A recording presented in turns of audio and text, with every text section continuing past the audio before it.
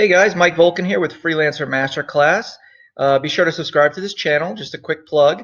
And I want to talk today about freelance web developer domination. This is particularly online domination. A lot of you guys that are web developers submit proposals to Upwork and all those other platform sites. And from someone like myself who's hired well over 200 web developers over their career, I know what to look for and what not to look for. So I want to go through some of the things you can do to separate yourself from your competition. First thing, don't be a generalist. I don't like the phrase full stack anything, full stack marketer, full stack web developer. Um, you can't be, I don't want to hire a generalist, and neither do other people. They have a specific problem and they want an expert in that area. Okay. If in your proposals on Upwork, reference actual points in the job description. So many times you just get a copy and paste proposal, which could be for any job description. It doesn't have to be for the one that I necessarily put out there.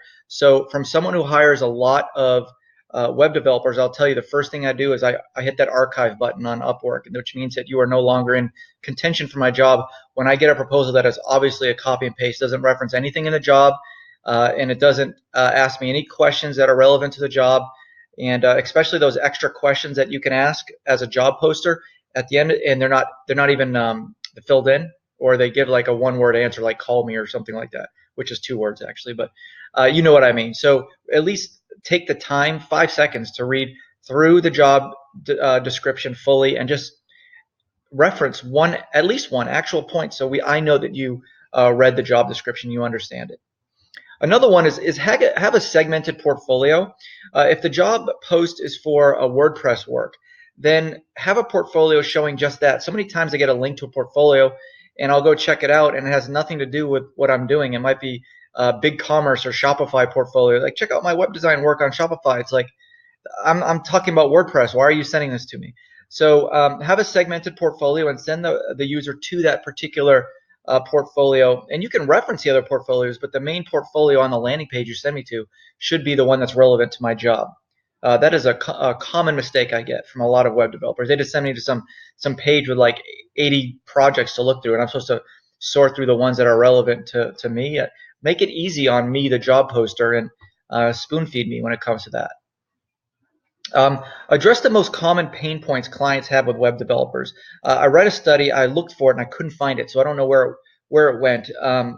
And it was about a study that was done about web development and what the common problem is for freelancers and salaried workers on what supervisors have issues with on web developers. And there were a few ones that were far and away the biggest problems. It was the lack of communication, which is natural because web developers in general are introverts. Nothing wrong with that. I'm an introvert, believe it or not, even though I talk a lot about being an extrovert and how to be an introvert and how to be an extrovert.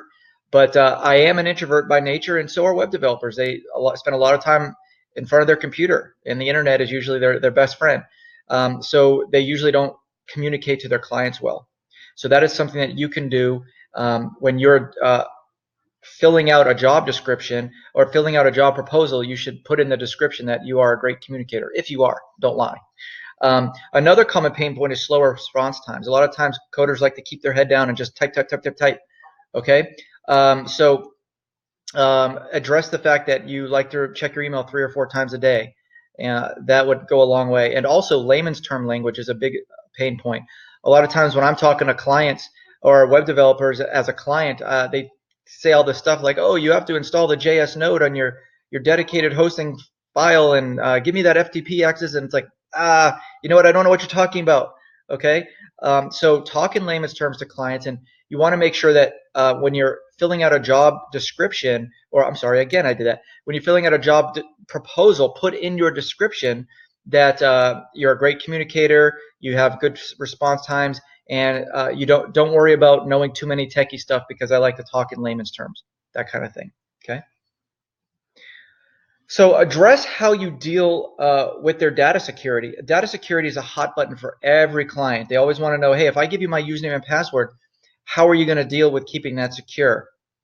Maybe there's a tool that you like to use, like LastPass or something, to make everything secure, but make sure you address the word security and your process for dealing with that with clients. Okay, that gives everybody a nice, safe, cozy feeling when discussing work with you. And then guarantee your work. So many times I get a proposal from a developer, and they'll tell me what they're going to do, and I say, hey, listen, I'll pay you 100% of your work. You tell me you can do it in 3 weeks. Great. Okay, what happens if you don't get it done in 3 weeks? Can I pay you 80% of your work for the next, if you deliver within the next week, and 60% 2 weeks after that? And they say no. Well, okay, well, give me some kind of guarantee that you won't take my money in advance and disappear. I have no problem paying you in advance if you can guarantee the work. So, and it could be you might guarantee that if you're building some kind of software that it works, and that you have like 3 revisions or something like that afterwards. So be sure to build in some kind of structure for a guarantee that the work that they get will be worth the value that they pay. Okay, and give a clear timeline and budget, and make the pricing very, very easy to understand. And I put this in here because I just got a proposal from a web developer, and it was a big long table like, if I do this, then I do that. If I do this revision and don't do this, then I pay this amount. And it was so confusing I didn't even understand it. Okay, so literally it should be like, here's the timeline, here's the cost. If I don't get it done in this time, then here's what you can pay me. Here's extra revision costs. Here's anything that's out of scope. Here's the hourly cost. Something like that.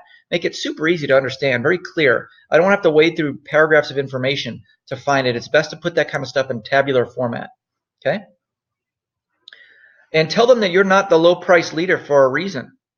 Clients respect that. I don't hire the low price. I don't even really consider cost, because hourly is such an arbitrary number. If I hire 2 people for the same job, somebody might be able to get done twice as fast as the other person with the same quality. How would I know that? How do I know how fast you work? So that's why I don't like hiring for hourly. I like to have a good, clear scope. I said, look, this is what I need done. I need you to develop this website. There's going to be 7 pages. This is the functionality I need in all the pages. And this is the design work that's done. This is my hosting provider. This is what I'm going to need you to do. And then just spec out the whole project for me. I don't want you to work hourly for me. Ask me any question you need to spec out the entire project. And that way you could say, listen, I'm not going to work for $15 an hour because I have this much experience. I've done this in the past. I know exactly what you need done. And clients will actually respect you more for that.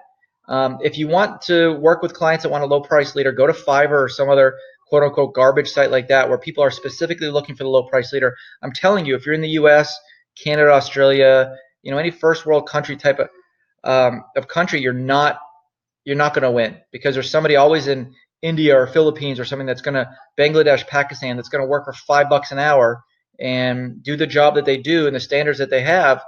And you, as for example in the US, can add to your value. Say, listen, English is my first language.